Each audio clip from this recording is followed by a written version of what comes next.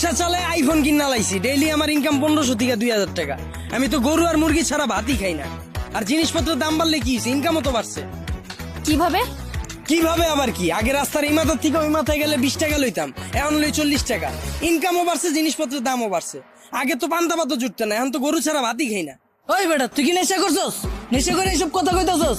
আমি 20,000 টাকা চাকরি কইরা না পারি খাইতে, না পারি ঘর ভাড়া দিতে, জিনিসপত্রের খালি দাম আর দাম। হালার ঘরে হালা, তুমি চাকরি করতে যে কাম করো 7 ঘন্টা, তোমার কি বেতন দিব 2 লাখ? যোগ্যতা নাই, আবার দোষ দাও সরকারের। তার মানে কি আপনি বলতে চাচ্ছেন সবাই জব বাদ দিয়ে রিক্সা চালাবে? অবশ্যই।